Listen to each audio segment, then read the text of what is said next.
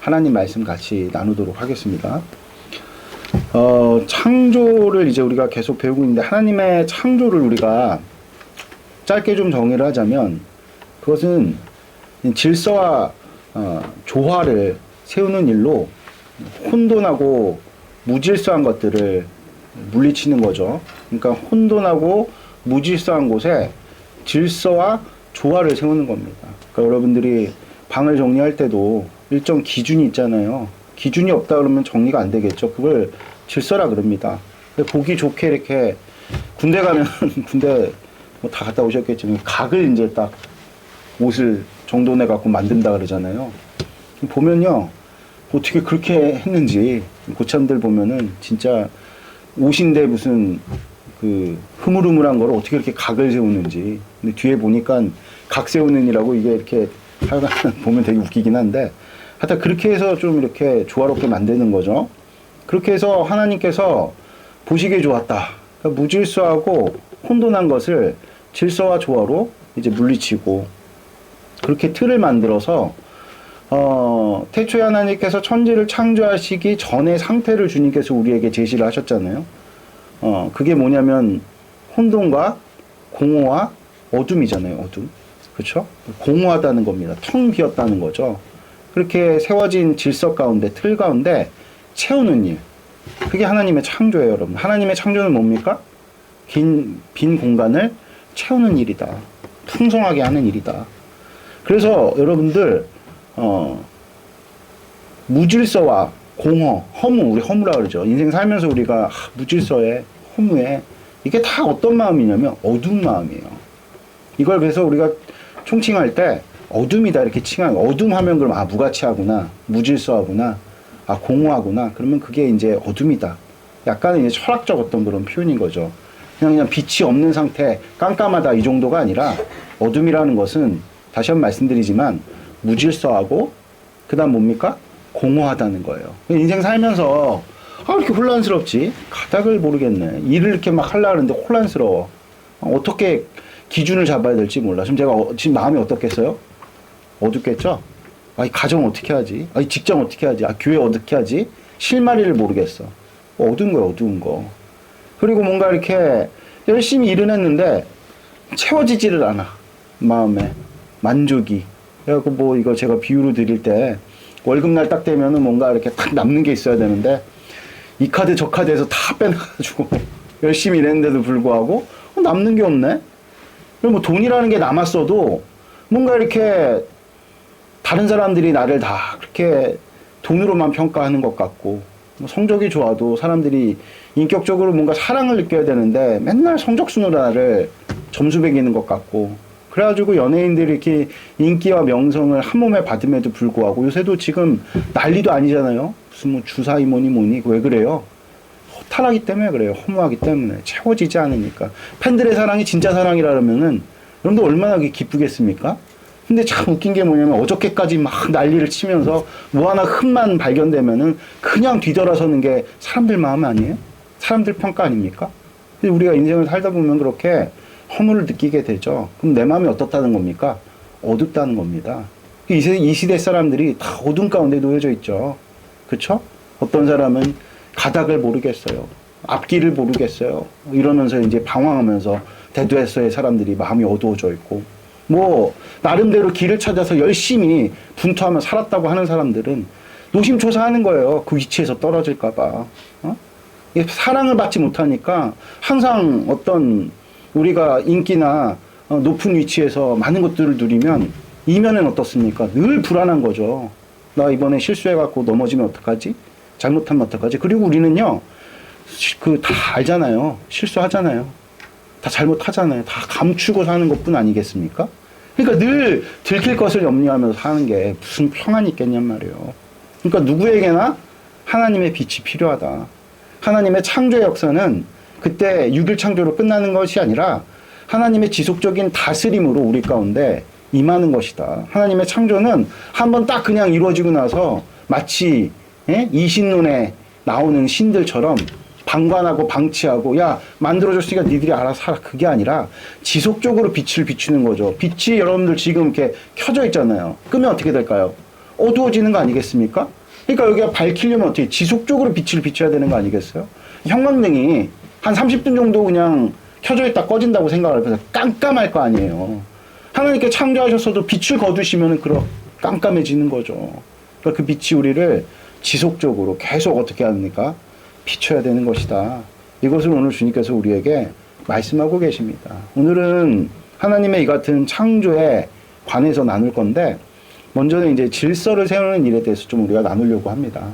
아멘? 그래서 오늘 하나님의 형상이라는 제목으로 하나님 말씀을 이제 같이 나눠보도록 하겠습니다. 그러니까 한번 잘 들어보세요, 여러분들.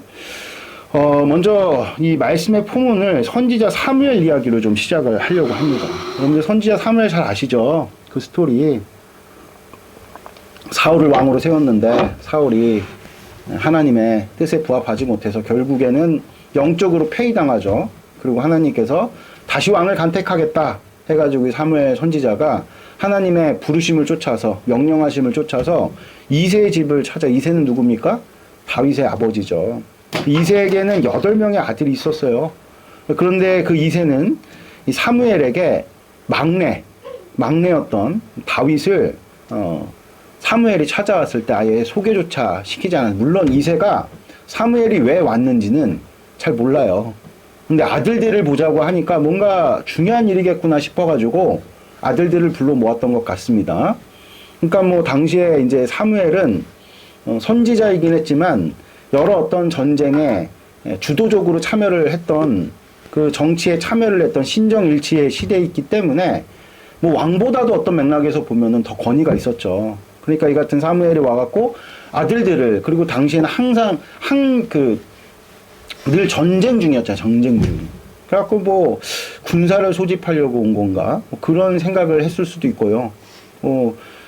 딱히 왕을 옹립하려고 왔다. 그러면 이제 그걸 만약 알게 되면 무섭겠죠. 지금 왕이 지금 살아있는데 또 왕을 세운다고? 그러면 이제 반역자가 되잖아요. 그러니까 아마 알리지 않았을 가능성이 큽니다. 그러니까 이제 이새가 막내 이 다윗을 내세우지 않았던 것은, 막내는 이제 너무 어리니까 이런 어떤 군사 목적으로 간택되기도 힘들고 뭔가 사람답게 이렇게 쓰기 어렵겠다 싶어가지고 아마 소개를 안 한 것으로 저는 추정이 됩니다. 근데 뭐 어쨌든 다윗을 빼먹은 것이 고의인지 어쩔 수 없는 상황이었는지 알 길은 없어요. 그러나 분명한 것은 다윗을 뭔가 쓸모있고 중요한 아들로 인식하지는 않았던 것 같습니다. 그렇죠? 그도 그럴 것이 다윗은 막내로 눈에 보기에 그 외모가 아주 연소했기 때문이죠. 이것은 뭐 사무엘도 마찬가지였어요. 사무엘이 왕을 이제 간택하는 과정에서 되게 중요시 여겼던 게 뭐였습니까? 외모란 말이에요.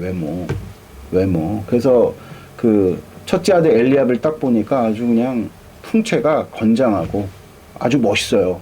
이게 하나님께서 부르셨나 보다. 그러니까 여러분들 우리가 하나님의 뜻이라고 항상 단정하기 전에 좀 주님께 여쭤보고 주님과 인격적인 깊이 있는 교제를 나누시면서 하나님의 뜻으로 여러분들 결정하시길 축복드려요. 섣불리 그냥 여러분들 마음에 든다고. 사무엘같이 하나님의 사람들도 착각하잖아요. 하나님의 뜻이겠구나 이렇게 착각하잖아요. 근데 여러분들 우리가 뭐라고 맨날 그렇게 하나님 뜻이다 뭐다 이렇게 남발하는지 모르겠어요. 조심해야 됩니다, 여러분들. 그렇죠? 무겁게 여길 줄 알아야 됩니다. 여러 차례 확인을 해야 돼요.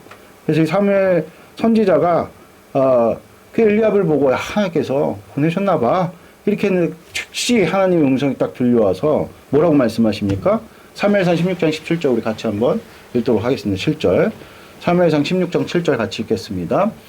여호와께서 사무엘에게 이르시되 그의 용모와 키를 보지 말라. 내가 이미 그를 버렸노라. 내가 보는 것은 사람과 같지 아니하니 사람은 외모를 보거니와 나 여호와는 중심을 보느니라 하시더라. 아멘.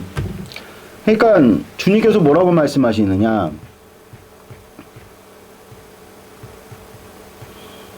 외모를 보지 않고 주님께서 뭐 하신답니까?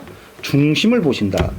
근데 이 점에서 우리는 종종 하나님에 대해서 오해를 가져요. 하나님은 그러면 중심만 중요시 여기신다 이렇게 생각을 할 것 같아요. 그래갖고 야 생긴 게 뭐 대수냐? 대수입니다, 여러분들. 생긴 거 너무 무시하지 마세요. 외모도 하나님께서 중요하게 여기신다는 거예요. 사무엘상 우리 16장 12절 말씀 같이 볼까요?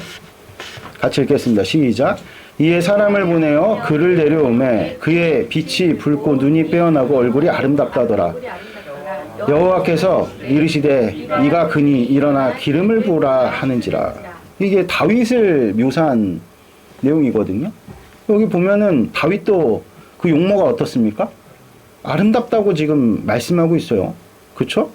그러니까 하나님께서 성경을 좀 우리가 꼼꼼히 읽을 필요가 있어요. 그게 자꾸 우리가 오해하고 자꾸만 하나님의 이 같은 뜻을 호도하면서 세상으로 하나님을 오해케 만드는 거거든요. 그런데 하나님은요, 중심을 보신다고 말씀하셨는데 그 말의 요지가 뭐냐면 외모만큼이나 그 마음도 아름다워야 한다. 이걸 뜻하는 겁니다. 아멘? 예? 그러니까 좀 이쁘게 생기신 분들은요, 좀 더 책임감을 가지세요. 어? 이쁘게 생긴 게 왜 그게 복이 아니에요. 복이지. 아, 외모는 중요치 않아. 그래 놓고 그런 식으로 우리가 자꾸 판단을 하니까 그 외모는 중요치 않아. 그러면서 우리가 자꾸 외식에 빠지는 거예요. 하나님의 뜻을 자꾸 호도하니까 말은 그럴싸하게 해놓고 나중에 선택하는 거 보면 다 외모로 선택해 뭐든지. 너 왜 갤럭시랑 아이폰 쓰니? 예뻐서요. 얼마나 여러분 어릴수록 다 아이폰 쓰는 거 아세요? 왜 그러세요? 왜 그런 줄 아십니까? 아이폰이 뭐 기능이 좋아서라기보다도 예뻐서 진짜 보면 예뻐요. 그게 왜 우리 실생활에 영향을 안 줍니까? 영향을 주죠. 예? 그러니까 여러분들 다시 한번 말씀드리는데 인생에 하나님께서 나에게 주신 것을 좀 정당하게 평가할 필요가 있어요. 사람들 보기에 좋아 보이는 것들을 많이 얻으셨으면 그에 합당하게 여러분들 책임감을 느끼시고 그 내면이 더욱더 여러분들 겸손하고 아름답게 좀 가꿔 나가시는 여러분들이 되시기를 축복드립니다. 맨날 무슨 뭐 돈 많은 사람들만 책임 있습니까? 매력 많은 사람들도 책임 있죠. 그래갖고 보면 어쨌든 다시 돌아와서 뭐 그 얘기 하려는 게 아니에요. 그래서 어쨌든 하나님께서는요, 이 겉과 속이 다른 것을요, 굉장히 가증하게 여기십니다. 왜냐면은 하나님께서는 한 결로 만드셨기 때문이에요. 여러분들, 두 마음을 품는 것을 주님께서 어떻게 여기신지 야고보서 4장 8절 한번 볼까요? 같이 읽겠습니다. 시작. 하나님을 가까이 하라. 그리하면 너희를 가까이 하시리라. 죄인들아 손을 깨끗이 하라. 두 마음을 품는 자들아 마음을 성결하게 하라. 마음이 하나가 돼야 됩니다. 마음이 하나가 돼야 돼요. 두 마음을 품는 것을 주님께서는 굉장히 가증하게 여기시는 거죠. 아멘? 여러분들 모든 보이는 것은요, 보이지 않는 것으로 말미암는다고 성경은 증언하고 있어요. 이것도 같이 한번 읽어볼까요? 히브리서 11장 3절 시작. 믿음으로 모든 세계가 하나님의 말씀을 지어진 줄을 우리가 아나니 보이는 것은 나타난 것으로 말미암아 된 것이 아니니라. 그러니까 보이지 않는 것으로 모든 것들이 나타났다 이렇게 주님께서 말씀하시죠. 보이지 않는 게 뭐겠습니까? 하나님 말씀이에요. 말씀. 아멘? 그 말씀이 선하기 때문에 나타난 모든 것이 아름답다. 주님 말씀하시는 겁니다. 아멘? 그런데 말씀을 무시하거나 버리고 마치 아름다움의 원인이 자기 자신에게 있는 것 마냥 굴게 되면 이걸 우리는 소위 말해서 교만이라고 얘기를 하죠. 그것은 어쩌면 하나님의 공을 가로채는 일일 거예요. 무슨 뜻인지 아시겠습니까? 그러니까 우리의 딱 보면은 제가 이렇게 보면 참 우리 김대원 형제 매력이 많거든요. 여러 가지로. 똑똑한 것도 있고. 이 딱 봤는데 외모는 되게 구수하게 생겼잖아요. 근데 실제 말을 걸어보면 상당히 해안도 굉장히 깊고 매력이 많아요. 웃기기도 하고. 예? 그러니까 하나님께서 뭘 주신 겁니까? 매력을 주신 거예요. 아름다운 약간의 반전의 그런 것들이 있어요. 우리 대원 형제 이렇게 이야기를 하다 보면. 그래서 대원 형제에게 좀 한번 빠지면은 못 태어나. 그러니까 혜원자매 결혼한 거 같아. 내가 봤을 때. 그 매력의 마수에 걸려들어서. 그렇지 않아요? 매력이 있다니까요, 분명히. 이 사람을, 그러니까 그냥 겉으로 볼 때는 그냥 동네 형처럼 생겼잖아요. 그냥 동네 아저씨인데 일단 말을 걸어보면 상당히 좀 매력이 있어요. 그럼 누가 만드신 겁니까? 하나님께서 만드신 거예요. 하나님께서 대원 형제를 저렇게 만드셨단 말입니다. 근데 그것을 마치 내가 잘나서 내가 열심히 해가지고 내가 이런 어떤 매력을 갖춘 것 마냥 굴면 그 하나님의 공을 가로채는 것이란 말이에요. 이세의 아들들은요 아름다웠어요. 그러나 하나님 마음에 합한 자가 없었어요. 왜냐하면은 그들은 하나같이 하나님의 말씀을 경시했기 때문이에요. 그러니까 우리가 하나님의 말씀을 경시하잖아요. 가볍게 여기잖아요. 그럼 반드시 우리는 교만에 빠지기 마련입니다. 교만은 두 종류가 있다 그래요. 하나는 열등하게. 그러니까 참 웃긴 게 인생 이렇게 살다가 보면 힘들잖아요. 힘들어가지고 막 이런 열등감이나 어두운 마음 같잖아요. 매력이 확 반감돼요. 이거는요, 하나님께서 주신 모습이 아닙니다. 그래갖고, 우리 이명근 형제가 언제 가장 아름답냐? 이 성교 갔다 오면 굉장히 막 끼미 난대요. 예?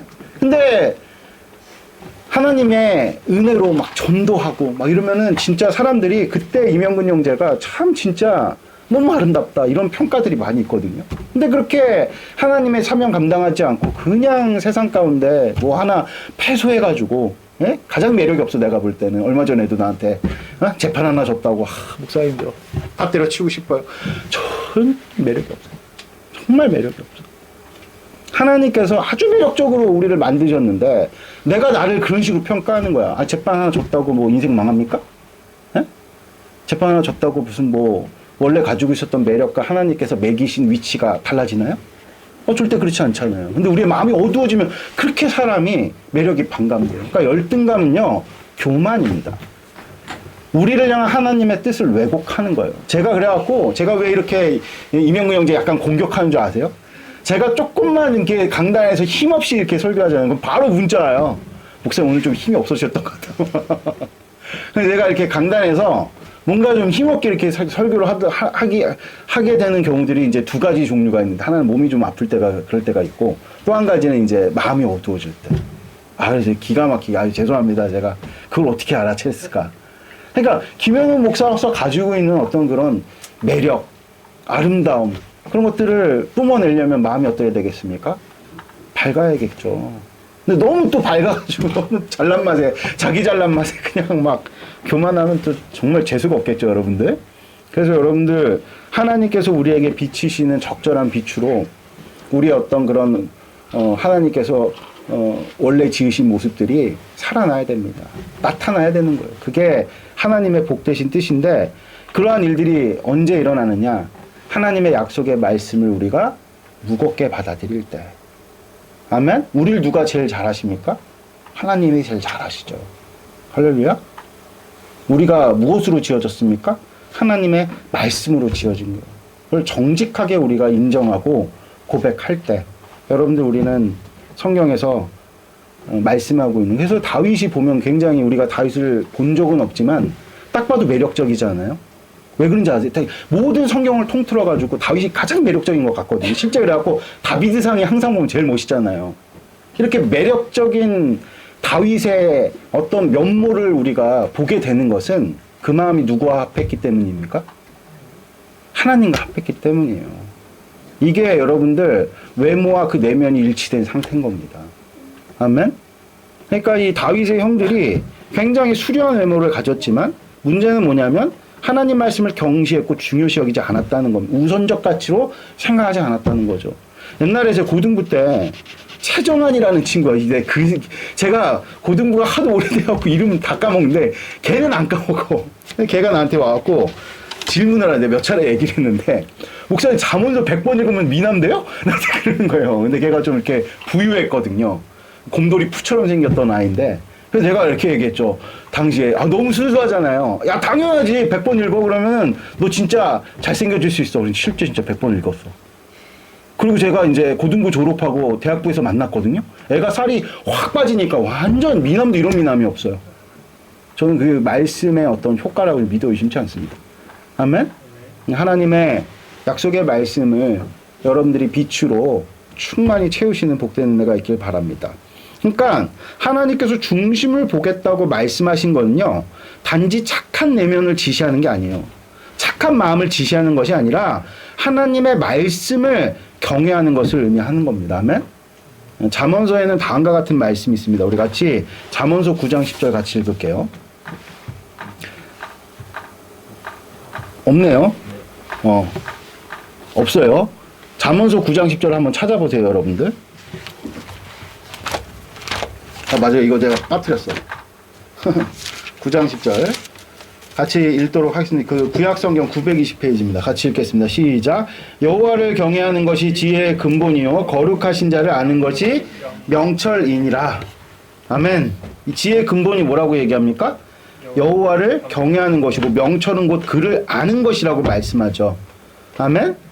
하나님은 우리를 하나님의 형상대로 지으셨습니다. 아멘.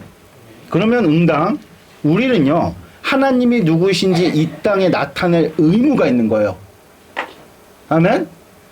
여러분 다시 한번 저를 쳐다보세요. 여러분들 우리를 하나님께서 지으셨습니다. 아멘. 우리 어머니 믿으시죠? 하나님 우리를 지으셨단 말이에요. 그 우리 어머니도 막 지금은 몸이 좀 불편하시기도 하지만 저희가 어머니를 몸이 건강할 때도 만나 뵀단 말이에요. 그러니까 당신께서는 내가 건강할 때가 더 좋은 거다 이렇게 얘기하실지 모르겠는데 제 관점에서 볼 때 요새 제가 어머니랑 같이 이렇게 왔다 갔다 하면서 어머니가 막 말씀도 읽고 소망도 얻었다 그러고 막 하나님께서 은혜 주신다 그러고 야 우리 교회에서 제일 아름다워 진짜로 제일 예뻐요. 알아요? 그게 하나님께서 우리를 지으신 모양이다. 아멘. 그래서 우리가 하나님께서 지으셨다 이렇게 우리가 인정하면 응당 하나님의 그 아름다움을 이 땅 가운데 하나님의 그 복되신 뜻을 이 땅 가운데 우리가 드러낼 분명한 어떤 이유가 있다라는 겁니다. 할렐루야. 아멘. 이거는 하고 안 하고의 문제가 아니라 우리를 하나님의 형상대로 주님께서 지으셨다 그러잖아요. 그죠? 예? 그러면은 형상이라는 것은요 언제나 여러분 이게 뭐처럼 생겼어요? 이거 뭐처럼 생겼어요? 마이크처럼 생겼잖아요. 그러면 이 마이크처럼 생겼으니까 응당 마이크로서의 어떤 기능이나 마이크로서의 역할을 해야 되겠어요? 안 해야 되겠어요? 해야 되는 거예요. 어떤 형상에는요 반드시 그 목적이 함의가 되는 겁니다. 요새 여러분들 그래갖고 이 외형을 무시하는 사람들이 너무 많아요. 이렇게 생겨 먹었는데 생겨 먹은 대로 우리가 살아야 되는데 내면은 그렇지가 않대. 절대 아닙니다, 여러분들. 그 어떤 갖추고 있는 외형에는 여러분들 목적성의 함의가 되는 그냥 그렇게 생겨 먹은 것이 아니에요. 우리 남원 형제 참 잘생기셨어요. 그럼 잘생긴 인생을 사셔야 되는 거예요. 아시겠어요?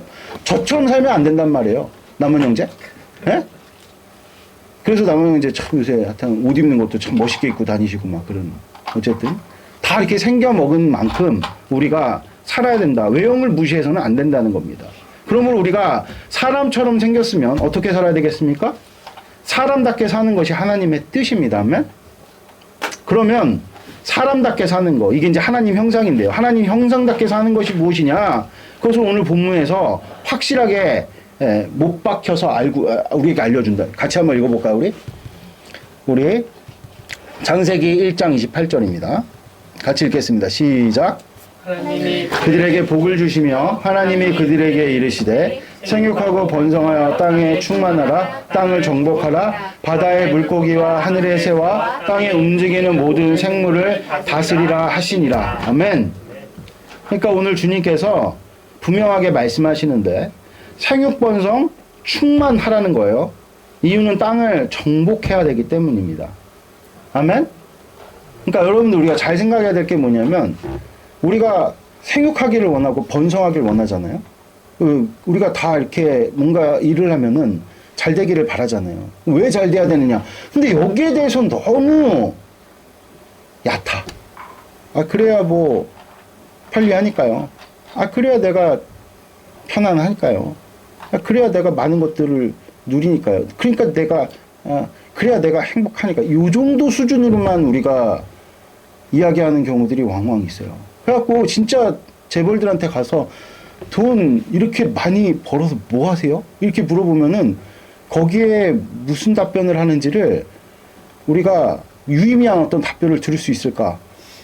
거기에 대한 의문이 있어서 우리가 그렇게 돈 많은 사람들을 그렇게 욕하는 게 아닐까? 무작정. 예? 그러니까 우리가 여러분들 잘 생각해야 될 게 뭐냐면 하나님께서 우리에게 많은 어떤 것들을 맡기신다 그러면은 그 목적을 우리는 이 땅 가운데 청직이잖아요. 그렇지 않아요? 말세의 그 부자들이 환난을 당한다고 이렇게 주님께서 말씀하시는데 무슨 뜻이냐면 그렇게 많은 것들을 가지고 있는데 비전이 없는 거예요. 여러분들 우리가 돈 진짜 뭐 100억, 200억, 뭐 1000억 있어도요. 하루에 세 끼 먹는 건 똑같아요. 요새는 여러분 몸에 안 좋다고 두 끼만 먹더만요. 그 두 끼만 먹어도 된다 그러더라고요. 그 오히려 그 몸에 더 좋대요. 영양 과잉. 막 사내짐이 맨날 뭐 오마카세 이런 걸로 삼시세끼 먹는다고 생각을 해보세요. 금방 죽어요, 여러분들. 그러니까 뭐 우리가 누릴 수 있는 게 한 개인이 누릴 수 있는 한계라는 게 있어가지고 아무리 많은 어떤 부를 갖다 준다 해도 처음에는 우리가 그 부의 가치가 처음 우리에겐 만족과 행복의 정도를 어느 정도 채우지만 그것도 이제 계속 이제 더해지면 무감각해지는 거 아니겠습니까? 그러니까 많은 것들을 맡기셨을 때는 분명한 어떤 우리에게 비전이 있어야 된다. 그럼 역으로 생각할 때 우리가 생육번성해야 되는 이유가 무엇이냐? 여기서 오늘 주님께서 분명하게 말씀하고 계시죠. 정복하라고. 그래갖고 저는 본능적으로 사람들이 세를 많이 얻으면 그렇게 대통령이 하고 싶은가 봐요. 다스리는 일들.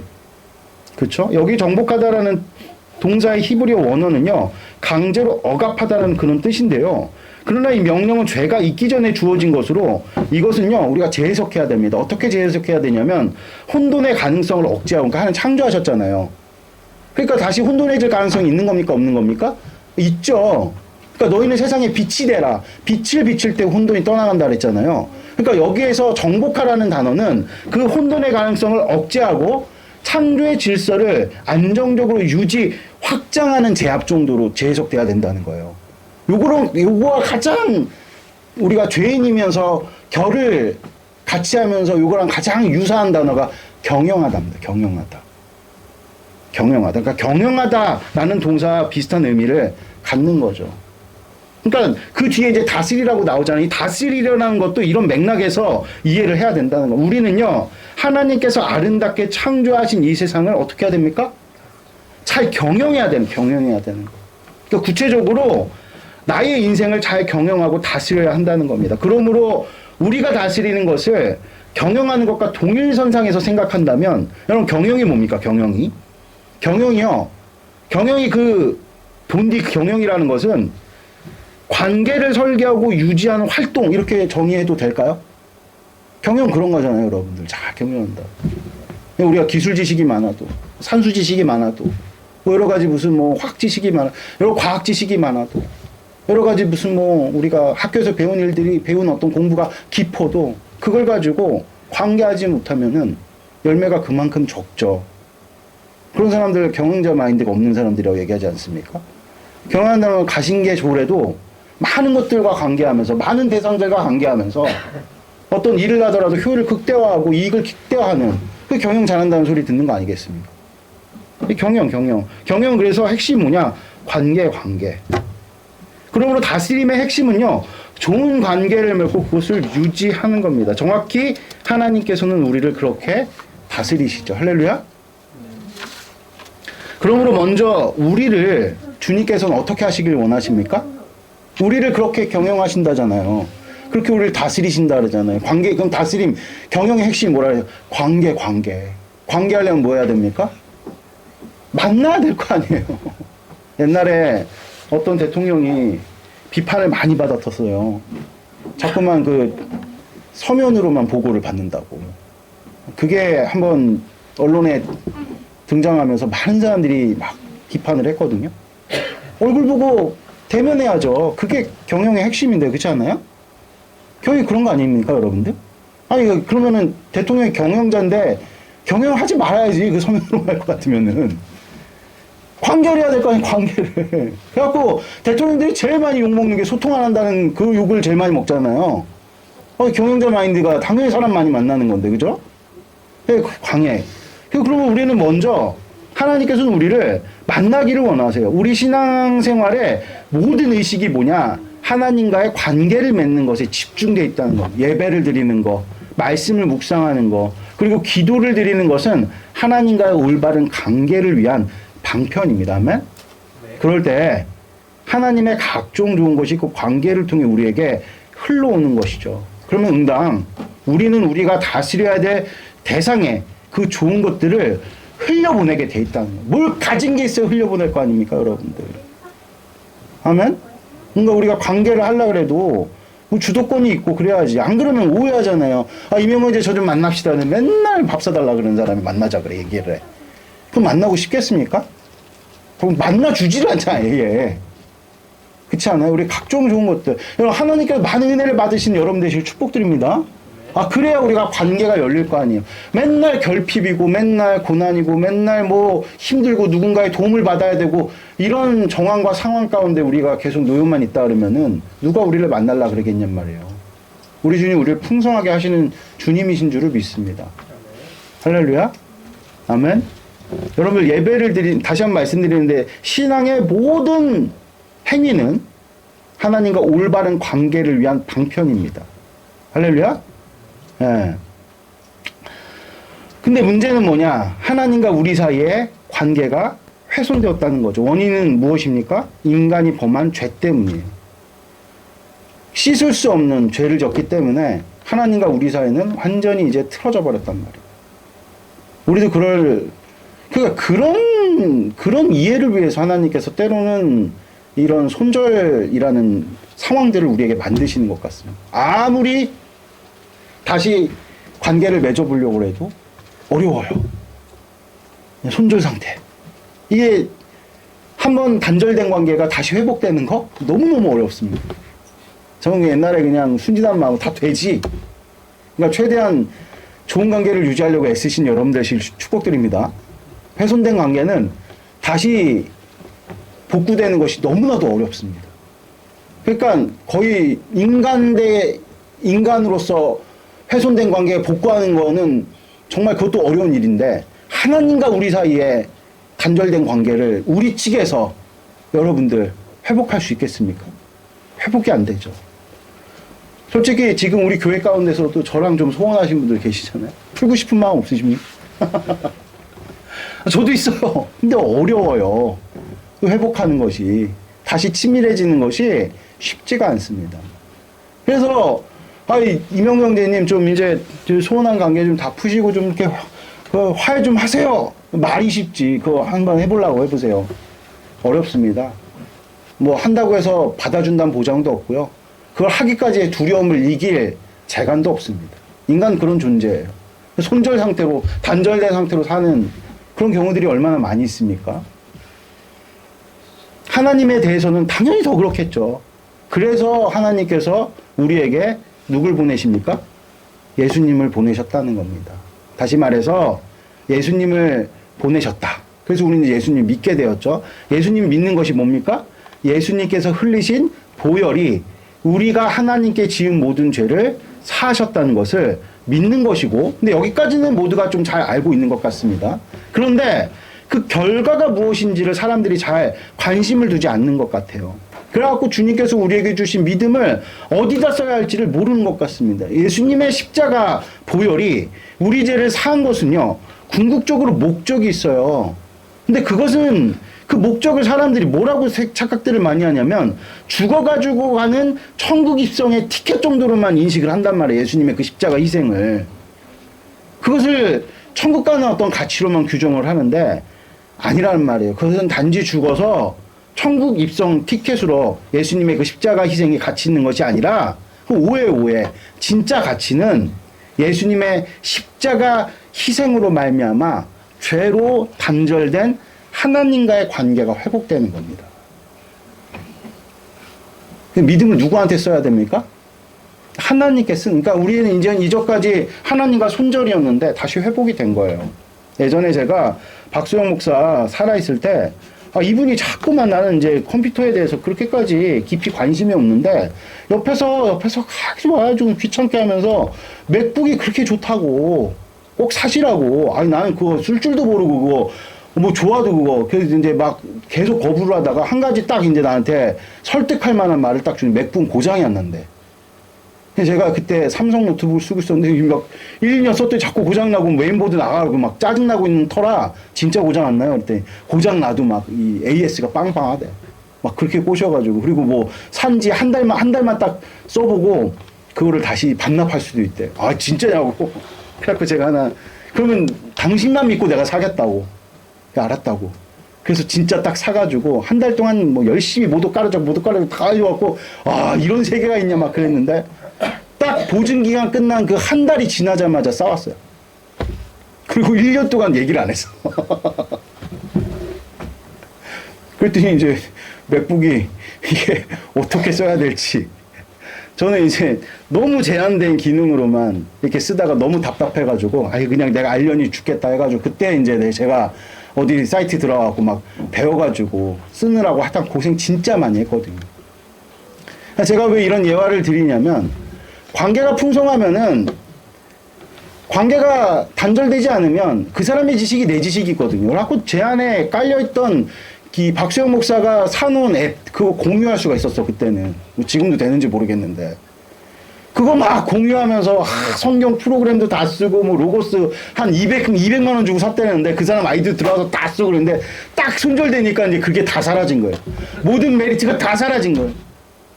근데 우리 믿음은요 하나님에 대해서 쓰는 겁니다. 근데 십자가 보혈이 우리 가운데 하나님과 우리 사이의 관계를 회복했다는 것까지는 아는데 그걸 안 써. 그러니까 그건 모르는 거죠. 아는 게 아니라. 그리고 우리가 강단에서 맨날 비난에 맞아 그거는 안 될 일이 하면서 천국 가는 티켓 그 정도로만 여러분들 사용하시잖아요. 아, 이 세상 마음대로 그냥 허덕이면서 살다가 그래도 나중에 죽으면 천국 가겠지. 그게 천국 티켓으로 여러분들이 믿음을 쓰는 거예요. 아니라는데 아멘이라고 다 동의는 다 하면서도 막상 실생활에는 하나님과의 회복된 관계를 안 써요. 너무 습관화가 돼서 그런가? 그러면 이 맥북이요 굉장히 활용도가 광범위합니다. 안드로이드보다도. 근데 여전히 저는 한 10% 정도밖에 모르는 것 같아요. 나 혼자 써서 그렇거든요. 이걸 잘 알고 있는 전문가와 제가 관계를 공유하고 있다 그러면 관계로 말미암아 그 지식을 공유한다 그러면은 얼마나 참 우리가 많이 쓸 수 있겠습니까? 여러분들 다시 한번 말씀드리지만 십자가 보혈은요 내세나 현세에 모두 적용되는 것입니다. 좀 더 정확히 표현하자면요 내세를 결정짓는 게 현재 삶이에요. 그러니까 천국 티켓으로 믿음 쓰는 건 완전히 잘못된 겁니다. 없는 신학이에요. 근데 우리 다 그러고 살죠. 그럼 천국 가시겠습니까? 그래서? 다시 한번 말씀드리지만 내세를 무엇으로 결정짓는다고요? 현세 삶으로 결정줘요. 근데 지금도 여전히 자기 멋대로 살라 그래요. 주님께 여쭤봤어요? 그런 결정 주님 기뻐하세요? 관계를 안 하려고 해요. 관계를. 아니 뭐라도 대단한 어떤 그런 여러분들 결정을 할 때는 좀 주님께 한번 여쭤봐야 되는 거 아니겠습니까? 기도해 봐야 되는 거 아니겠습니까? 관계가 있는데 왜 자꾸만 관계가 열렸다는데 자꾸 그 관계를 우리 무시합니까? 이삭과 아니 저기 누굽니까? 야곱과 에서가요 서로 관계가 회복됐어요. 그럼 교류해야 될 거 아닙니까? 교류를 안 해요. 그래갖고 에돔 족속 이스라엘 나뉘어 버렸거든요. 나중에 막 서로 원수됩니다. 회복됐으면요 방치하면 안 되니만 못해요. 단절감을 그래서 우리 크리스천들이 더 많이 느끼는 거예요. 하나님에 대해서. 세상 사람들이 생각보다 하나님 그렇게 안 미워해요. 우리는 엄청 미워해요. 왜 그래요? 관계를 안 하니까. 원망만 쌓이는 거예요. 여러분들 단절된 가족이 더 미워요? 나랑 아무런 관계없는 직장 동료가 더 미워요. 단절된 관계가 더 미운 거예요. 여러분들 우리가 저기 중국을 더 미워요. 미국을 더 미워요. 북한 제일 미워하잖아요. 왜 그렇습니까? 단절됐기 때문에. 열렸다니까요. 다시 한번 말씀드리니 믿음을 하나님께 사용하시는 여러분 되시기를 축복드립니다. 아멘. 할렐루야. 그래서 여러분들 우리는요 존재 목적대로 살아야 됩니다. 쉽게 말해서 생긴 대로 살아야 돼요. 그것은 하나님처럼 주어진 모든 것들을 하나님 형상이니까 다스려야 됩니다. 그래서 우리는 누구에게 배워야 됩니까? 하나님께 배워야 되는 거예요. 관계 전문가세요. 우리 주님이. 이 세상에 안 망하고 있잖아요. 여전히 빛이 비춰지고 있잖아요. 무슨 뜻이냐? 하나님이 우리를 관계하고 계신다는 거거든요. 하나님께 배워야 됩니다. 하나님께. 여기서 배우면요 하나님과 좋은 관계를 맺는 거예요. 그러니까 배우는 거 아카데미컬하게 지금부터 내가 좋은 관계를 맺는 거 1번, 2번, 3번 뭐 이런 식으로 지식을 전달하는 게 아니라 인격적 관계를 통해서 우리가 배우는 거죠. 관계 맺는 스킬을 어디 가서 배워요, 여러분들? 누가 관계 잘 맺습니까? 관계를 잘 하는 사람, 좋은 관계를 경험한 사람들이 관계를 잘 맺죠. 하나님께 배워야 됩니다. 아멘. 하나님과 좋은 관계를 맺어야 됩니다. 그럼 어떻게 하나님과 좋은 관계를 맺을까? 먼저는 예수님의 십자가를 다시금 하나님과 관계를 여는 조건으로 우리 가운데 충족시키셨으니까 우리 어떻게 해야 됩니까? 항상 십자가를 붙들어야 돼. 우리 같이 히브리서 10장 19절 같이 읽겠습니다. 시작. 그러므로 형제들아 우리가 예수의 피를 힘입어 성소에 들어갈 담력을 얻었나니. 그러니까 십자가를 붙든다는 건 다소간에 뭐가 필요합니까? 자기 부인이 필요한 겁니다. 하나님 날 만나주실까? 무조건 만나주십니다. 아멘? 하나님 내 기도를 들어주실까? 무조건 들어주십니다. 아, 내가 기도했었는데 안 들어주시는데 그게 속는 거예요, 여러분들. 팩트가 있는데요. 팩트에 속는 거예요. 하나님의 인격을 우리가 믿어야지 왜 우리 삶 가운데 주어진 어떤 현상을 가지고 자꾸 하나님을 규명하려고 합니까? 규정하려고 합니까? 우리 기도 들으십니다. 아멘? 믿음을 가지세요. 그 짧은 어떤 그런 구간에 내가 판단하고 내가 생각한 걸 마치 진리라고 착각하면서 인생 사시지 마시고 하나님께 구하세요. 하나님 우리 기도를 분명하게 들으신단 말이에요. 그래서 항상 우리의 어떤 생각과 우리의 어떤 그런 판단과 우리의 경험을 뛰어넘는 자기 부인, 이게 십자가 붙드는 거예요. 그냥 뭐 여기 있는 십자가 붙든다고 붙드는 게 아니라 그 보혈이 우리의 모든 죄를 사했고 나는 이제 하나님과 상통하는 자다.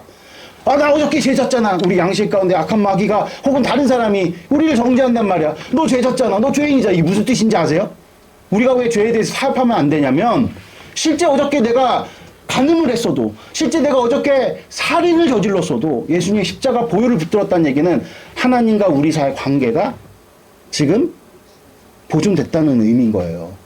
근데 마귀가 이런 식으로 하죠. 아, 너 저기 누구야? 양호숙 너 죄 졌지? 너 일할 때 승질 부렸지? 너 고객 미워했지? 너 그 후배 막 갈궜지? 뭐 이런 식으로 양심에 막 공격이 오게 되면은 막 마음에 침체가 오고 나 같은 걸 하나님이 상대해 주실까? 내 기도는 듣지 않으실 거야. 그러니까 또 엉망해. 아, 하나님 내 기도 안 들어주셔. 하나님은 어떻게 그러실 수가 있어? 나 이러려고 주님 창조하신 겁니까? 뭐 이딴 식의 악의 악순환 딜레마에 빠져버리는 거예요. 그래서 이게 필요한 우리 옆 사람하고 인사합시다. 하나님의 사랑은 무조건이에요. 인사합시다. 하나님의 사랑은 무조건입니다. 아멘. 하나님의 그 십자가 보혈은 나의 미래와 현재와 과거의 모든 죄를 사하셨습니다. 우리 같이 인사합시다. 다시. 하나님, 예수님의 십자가 보혈은 나의 현재와 과거와 미래의 모든 죄를 사하셨습니다. 인사합시다. 예수님의 십자가 보혈은 나의 과거와 현재와 미래의 죄를 모두 사하였습니다. 아멘. 할렐루야. 그래서 그 십자가를 우리는 붙들어야 된다는 겁니다. 그 열린 관계 속에서 여러분들 그 십자가를 붙든 결과로서 우리는 하나님의 무엇을 인정하게 되는 겁니까? 좀 어려울 수 있는데 갑자기 점핑을 해서 어려울 수 있는 개념이 점핑이 돼서 어려울 수 있는데 이게 바로 하나님의 권위를 인정하는 겁니다. 아멘? 우리가 십자가를 붙들 때 여러분들 비로소 우리는 하나님을 아버지라 부를 수 있게 되는 거죠. 그럴 때 여러분들 우리가 하나님의 권위를 인정하게 된다. 여러분들 하나님 어떤 하나님이십니까? 질서의 하나님이십니다. 아멘? 네. 너네 뭐 하냐? 뭐 만졌냐?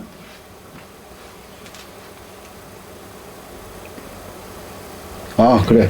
게임인 줄 알았네. 오케이.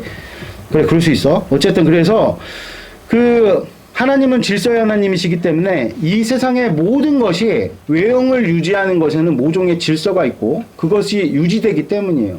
권위는 그 질서를 지탱하는 실제적인 힘입니다. 그러니까 여러분들 학교가 존재하려면요 반드시 뭐가 필요합니까? 선생이라는 권위가 필요해요. 요새 왜 학교들이 교육이 안 된다고 얘기하잖아요. 왜 그렇습니까?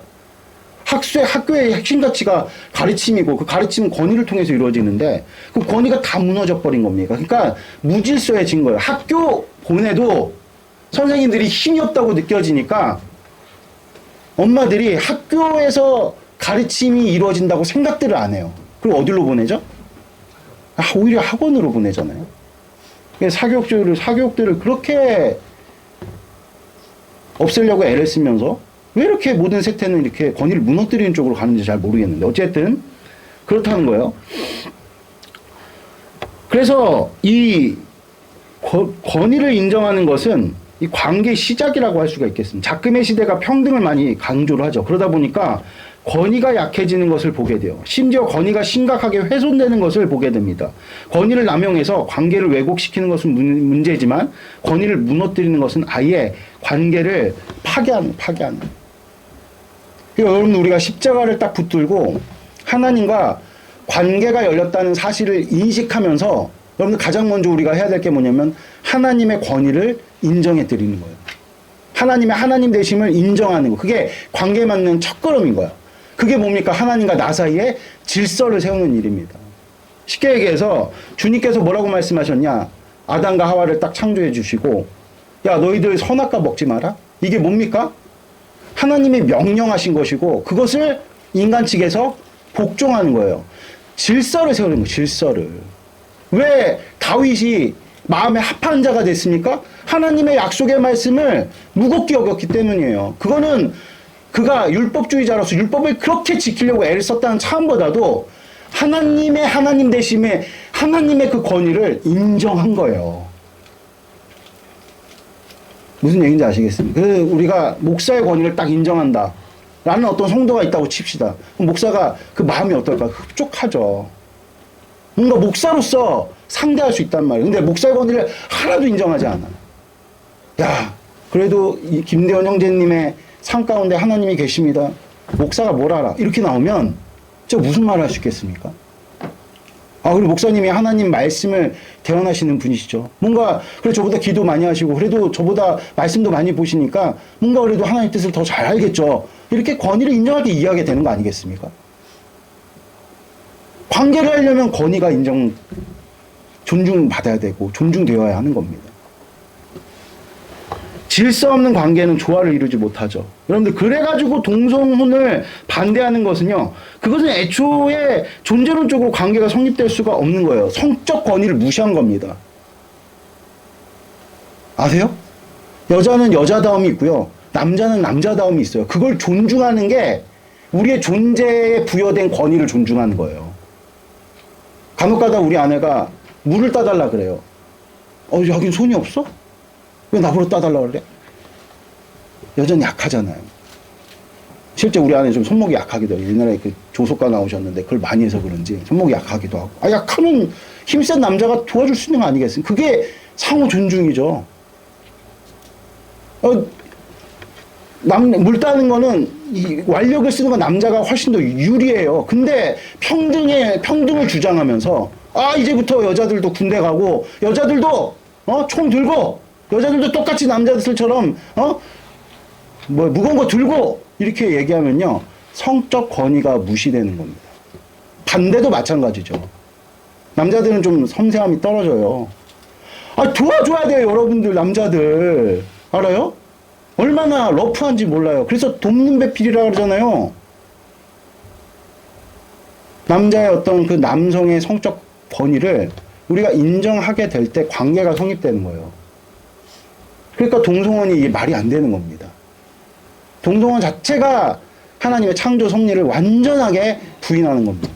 근데 그거를 요새 교회 내에서도 찬동을 해야 된다는 식으로 하는 그 성경을 모르는 어떻게 성경을 다루는데 성경을 모르는 그런 황당한 상황이 벌어지는지 잘 모르겠는데 다시 이제 돌아와서 모든 관계는요 대상화가 분명할 때 이루어지는 거예요. 대상을 구분짓는 기준이 묘연하면요 혼란이 초래됩니다. 그것은 하나님의 창조 섭리를 반하는 것입니다. 관계는 반드시 권위를 통해서 맺어지게 됩니다. 아멘? 그럴 때 질서가 형성되고 그 질서를 따라 아름답게 조화되는 거죠. 그러므로 관계를 맺는 것의 핵심은 권위를 세우는 겁니다. 우리 삶의 모든 관계 훼손은 권위를 경시하는 태도에서 비롯된 거예요. 지금 여러분들 아이들 오냐오냐 키워서 아버지 자식 간의 권위가 무의미해지잖아요. 친밀함으로만 계속 방관하잖아요. 반드시 나중에 커가지고 부모 자식 간의 관계 유지 안 됩니다. 지금이야 얘네들이 먹을 게 있고 이익을 본다니까 지금 이런 식으로 지금 굴복된 자세를 보이고 있는데 확실한 부모 자식 간에 너는 자식이고 나는 아버지야. 이 확실한 구별점이 없어버리면요. 그래갖고 그런 얘기 있잖아요. 나이 드신 부모님들 절대로 재산 살아생전에 물려주지 말라고. 힘없고 약해지면요. 인간은 간악하기 때문에 이 부모가 부모인 줄을 이 확실한 어떤 경계 안에서 그것을 그 권위로서 인정치 못하면 어떻게 됩니까? 관계가 파괴되는 거예요. 그건 자식들을 위해서도 좋은 내용들이 아닌 거죠. 물론 뭐 꼭 돈으로만 힘을, 이거 권위를 세울 수 있는 건 절대 아닌데, 이건 마지노선이죠, 마지노선. 그렇죠? 관계라는 것은 그런 어떤 권위를 중심으로 맺어지게 된다라는 것을 오늘 주님께서 우리에게 분명하게 말씀하고 있는 것이죠. 이제 말씀의 결론을 맺겠습니다. 요한서는 다음과 같이 말씀합니다. 요한일서 1장 3절 같이 읽겠습니다. 시작. 우리가 보고 들은 바는 너희에게도 전함은 너희로 우리와 사귐이 있게 하려 함이니 우리의 사귐은 아버지와 그의 아들 예수 그리스도와 더불어 누립니다. 여기에 여러분들 사귐을요 다스림으로 대체를 해도 무방을 해요. 그러니까 하나님은 우리를 사귐으로 통치를 하죠. 그러니까 하나님의 통치라는 것은 관계를 맺는 것으로 이루어진다는 겁니다. 에? 우리가 무슨 기관이나 뭐 이런 데서 통치 행위를 통해 가지고 이렇게 딱딱하게 무슨 명령이 하결되는 식으로 통치를 하는 것이 아니라 하나님과 우리 사이에, 그래서 하나님과 우리 사이의 관계를 이 관계의 대명사들로 묘사가 되잖아요. 아버지, 아들, 신랑, 신부, 주종, 왕과 백성, 다채롭게 묘사가 되잖아요. 그러니까 여기에 사귐, 이것은 무엇이냐? 하나님의 통치인 거예요. 그러니까 하나님과 올바른 어떤 좋은 관계를 우리가 맺게 될 때, 여러분들, 하나님께서는 우리를 통치하시죠. 동일하게 우리도 우리에게 주어진 삶의 무수히 많은 대상을 사귀어야 됩니다. 관계를 맺어야 됩니다. 그 핵심은요, 질서를 세우는 거예요. 권위를 세우는 겁니다. 그래갖고 이거를 사도 바울이 뭐라고 얘기를 했냐면, 자 봐라 너네들 아비들아, 자녀들을 어떻게 하지 말라는 거예요? 노엽게 하지 말라는 거예요. 그건 무슨 뜻입니까? 자녀가 가지고 있는 자녀의 권리가 있고 권위가 있다는 거예요. 위치가 있다는, 그거 무시하지 말라는 겁니다. 내 자식이니까 그냥 무시해도 돼, 막 이런 식으로 자녀의 어떤 가지고 있는 자녀로서의 권세를, 그러니까 영접하는 자, 곧 그 이름을 믿는 자들에게는 하나님의 자녀가 되는 권세를 주셨다 그러잖아요. 자녀로서의 권세가 있는 겁니다. 그걸 무시하지 말란 말이에요. 자녀로서 아버지한테 요구할 수 있는 거예요. 밥 좀 주세요. 무시하지 말라는 겁니다. 아버지 좀 놀아주세요. 무시하지 말란 말입니다. 아멘? 그리고 자녀들아, 아버지를 어떻게 하랍니까? 공경하라는, 공경하라. 자식 키우는 게 쉽지 않죠. 그가 가진 권세도, 권위도 존중하면서 공경을 또 받아야 되는 그런 분투를 해야 되거든요, 우리가. 그렇게 좋은 관계를 맺으라는 겁니다. 그럴 때 하나님의 각종 복락이 임하게 된다. 이것을 우리 주님께서 우리에게 말씀하고 있는 것이죠. 아멘? 다시 한번 말씀드려요. 관계를 맺어야 되는데 그 핵심이 무엇이냐? 권위를 존중하는 겁니다. 먼저는 하나님을 경외하십시오. 아멘? 그리고 하나님께서 세우신 권위를 존중하십시오. 또한 훼손된 권위가 있다면 다시 수복하십시오. 그럴 때 우리 내면의 질서를 그렇게 세울 때 하나님의 통치가, 그분의 각종 좋은 것이 우리 삶을 채우게 되는 거예요. 나 혼자만 행복해지는 게 행복입니까? 아니, 부부가 같이 사는데 맨날 대원 형제는 희낙낙해 막. 아, 난 너무 해피해, 행복해. 근데 막 혜원자매님은, 그 서유자매님은 막 불행해, 막 힘들어. 이게 행복이, 이게 좋아요? 이런 상태가 좋아요? 아니, 나도 좀, 대원 형제 어릴 적부터 교회 오래 다니셨으니까 교회 오는데 맨날 교회 오면 만족 있고 막 행복한데, 우리 서유자매님 교회 오면은 별로 안 해피해. 그게 좋아요? 그게 좋냐고요? 아니잖아요. 그거 아니잖아요. 마찬가지로 여러분들 세상 살면서 나는 회사 나가서 막 우리 저기 누구야, 약사이신 우리 저기 소영자매님 나 맨날 가갖고 막 너무 해피하고 너무 좋아. 근데 집에 왔는데 맨날 패소해. 여기는 맨날, 그래서 얼굴이 맨날 어두워. 그게 행복해요? 행복이라는 건 여러분들 관계에서 비롯되는 거예요. 관계에서. 아멘? 어떻게 해야 되겠어요, 여러분? 어떻게 해야 되겠어요? 이런 부조화를 어떻게 해야 되겠어요? 조화롭게 만들어야죠. 하나님 바라보십시오. 하나님과의 깊은 관계를 우리가 맺을 때, 그래서 성경에 그 얘기가 그래서 나오는 거예요. 그러니까 너희들 믿는 자들, 믿지 않는 아내가 혹은 남편이 떨어져 나가길 바라냐? 그러면은 그렇게 해라. 그러나 너희가 같이 살기를 원하느냐? 그럼 절대로 버리지 말아라. 왜냐하면 너가 거룩하면 그 믿지 않는 남편이든 아내든 거룩해진다. 그게 무슨 뜻인지 아세요? 하나님을 알게 된다는 거예요. 너가 똑바로 하나님과 온전한 관계를 맺으면 그 영향력이 간다는 거예요. 그러니까 당신은 왜 그래? 이런 말이 필요가 없는 거예요, 우리는. 다 어디로부터 비롯되는 거? 하나님께로부터 비롯되는 거. 오늘 제가 민감한 주제를 계속 말씀드리는데, 오늘 우리 안에 왜 이렇게 영적 침체지? 그런 식의 판단 자체가 모순이에요. 나로부터 비롯되는 나로부터. 나의 자화상이란 말입니다, 여러분들. 뭐 엉뚱한 얘기를 하세요, 자꾸만. 내가 하나님 안 만나고, 내가 하나님께 안 엎드리고, 내가 하나님과 관계를 안 하니까 하나님 모르는 거 아닙니까? 왜 내 주변에 다 이렇게 안 믿는 사람들 천지지? 내가 하나님과 관계를 안 하니까 그래요. 왜 이게 다 각박하지? 우리 자식들은 왜 이렇게 믿음을 모르지? 뭐 둘도 볼 것 없어요. 그냥 부모가 안 믿으니까 그래요. 제대로 안 믿으니까 애들이 예배 안 드리는 거 아니겠어요?